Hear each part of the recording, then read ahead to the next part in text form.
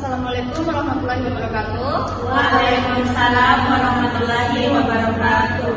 Jadi di sini kami akan menjelaskan 6 materi. Ya, materi pertama akan dibawakan oleh teman saya, yaitu metabolik primer.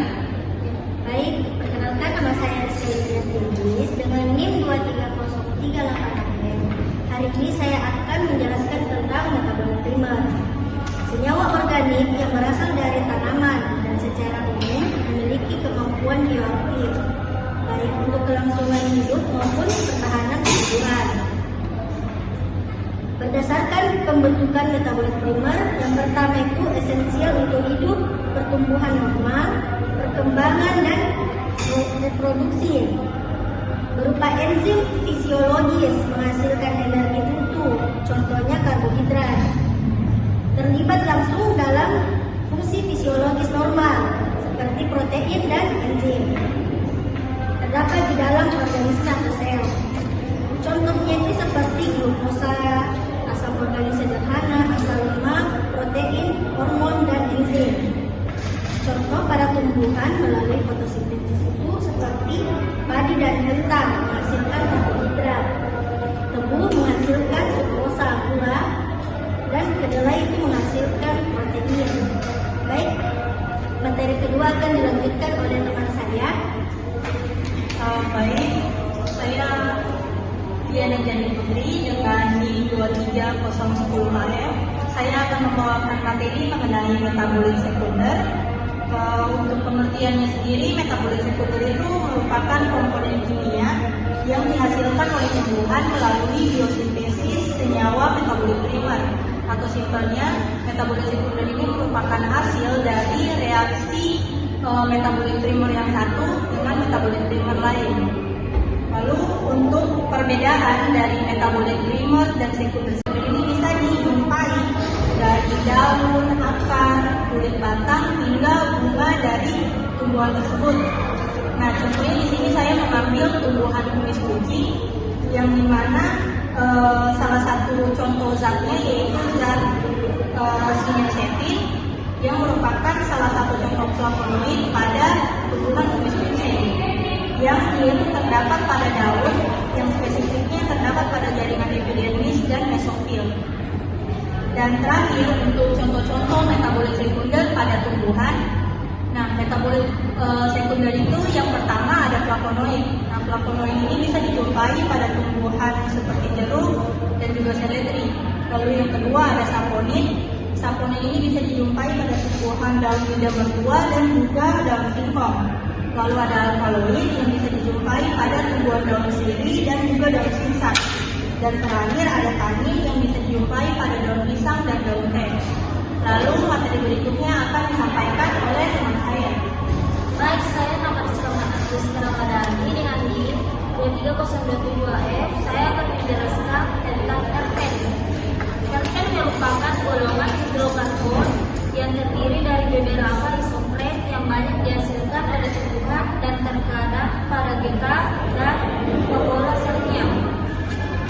Terpen memiliki sumber yaitu pada tomat ditemukan dalam jumlah besar di trikoma kelenjar yang terdapat pada daun, batang, buah muda, dan bagian bunga. Terpen juga memiliki pegangan sentelasiatica terletak pada daunnya. Contoh terpen pada tanaman yang mengandung senyawa terpen seperti kayu konifer, buah jeruk, lavender, lemon, bunga lili, bunga mawar, kayu putih, ketumbar, diperoleh melalui proses ekstraksi atau buang suling. Baik, materi selanjutnya akan dilanjutkan oleh teman saya. Baik, saya atas nama Nurja Febrandi ingin menjelaskan tentang alkaloid. Alkaloid senyawa yang mempunyai struktur heteroksiklin yang mengandung atom N di dalam intinya dan bersifat basa. Terus, adapun jenis-jenis alkaloid yaitu pirol, pironidin, piperidin, imidazol, quinolin, isopriolin, indol, uren. Dan adapun contoh-contoh alkaloid yaitu yang pertama pirol.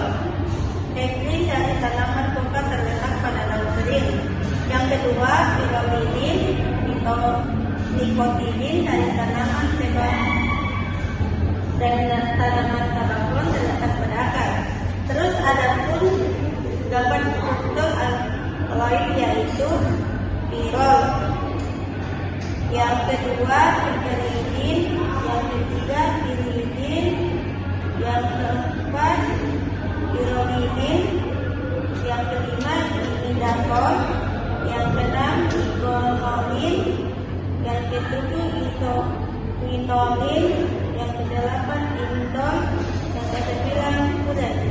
Baik, materi yang kedua akan dibaca penjelasan saya.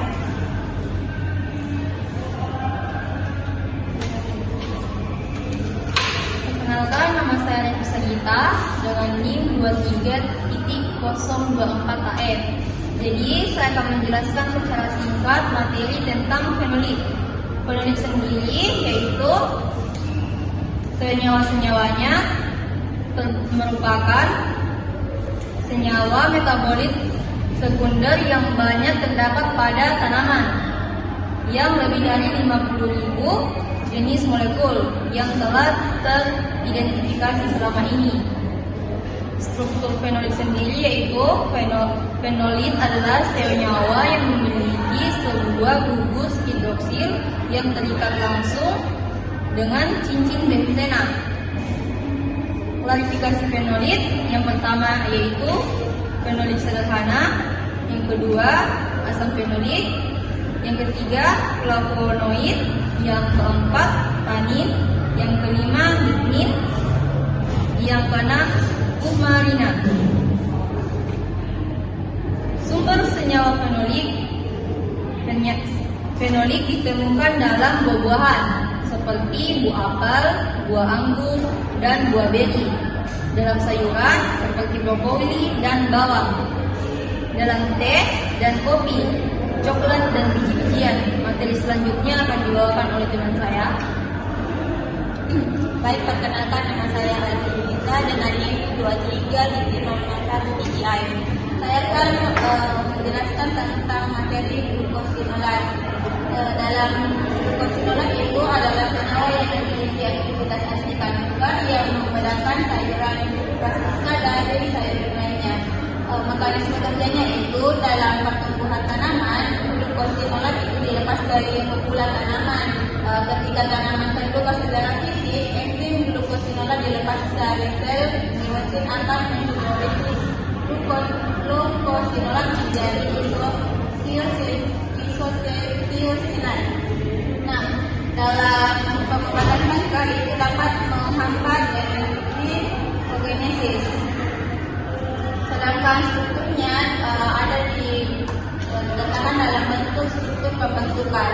Nah, di sini glukosinolat melibatkan beberapa tahapan biosintesis yang dimulai dari asam amino. Proses ini dimulai 3 langkah utama, yaitu pemanjangan rantai, pembentukan struktur inti glukosinolat, dan modifikasi. Terakhir yaitu fungsi dari glukosinolat, yaitu sebagai senyawa pertahanan, sebagai pengusir herbivora, dan sebagai antioksidan.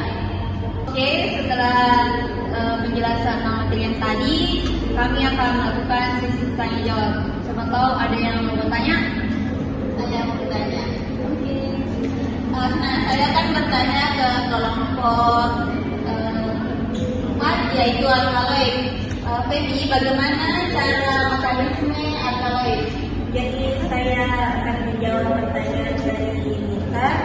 Jadi cara bekerja mekanisme alkaloid yaitu ada 4. Yang pertama, mengganggu komponen penyusun peptidoglikan pada sel bakteri sehingga gliserolnya tidak terbentuk secara utuh dan sel bakterinya mati. Dan yang kedua yaitu menghambat aktivitas enzim asetil kolinesterase. Dan yang ketiga itu meningkatkan tingkat asam gamma aminobutirat atau disebut dengan GABA. Dan yang keempat itu bereaksi sehingga antagonis NMDA. Iya, terima kasih. Jadi saya selesai menjawab pertanyaan kita, saya akan memberi pertanyaan lagi kepada kelompok 3, yaitu bisa disebutkan ulang apa dan contoh terkait. Contoh terkait itu yaitu kayu konifer, buah jeruk, ketumbar, kayu putih, lavender, lemon, bunga lili, bunga mawar. Diperoleh melalui proses ekstraksi atau working. Oke, teman-teman sudah tidak ada lagi yang mau bertanya. Kalau sudah tidak ada, saya akan bertanya kepada kelompok 5 dengan pertanyaan. Kalau dalam tumbuhan, apakah fenolik memberikan fungsi? Kalau ada, boleh disebutkan apa saja fungsinya. Saya akan menjawab pertanyaan dari Kariska. Dalam tumbuhan terdapat fungsi fenolik, yaitu antaranya sebagai antioksidan dan anti mikroba. Jadi siapa tahu ada yang mau bertanya? Saya mau bertanya ke kelompok 1 dengan materi metabolit primer. Itu tadi apa nama lain dari metabolit primer, sama kalau bisa kalau ada contohnya mungkin bisa disebutkan. Baik, saya akan menjawab pertanyaan dari kelompok 2. Metabolit primer itu biasa nama lainnya itu metabolit sentral. Sentral. Contohnya seperti glukosa, asam organik sederhana, asam lemak, protein, hormon, dan enzim.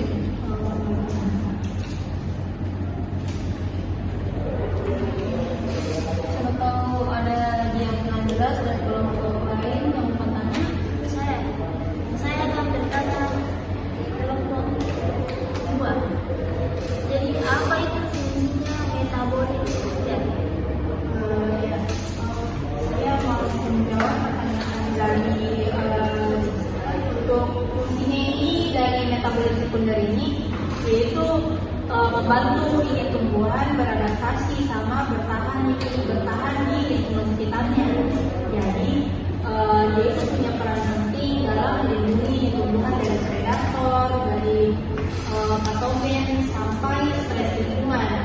Jadi sebenarnya ini metabolit sekunder ini dia ini membantu ini tumbuhan untuk berinteraksi lebih baik dengan lingkungannya. Jadi dia itu bisa mempunyai jangka hidup atau kelangsungan hidup yang lebih panjang atau lebih lama.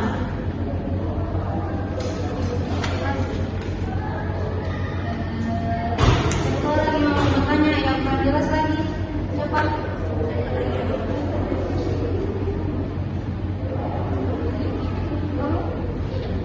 Jadi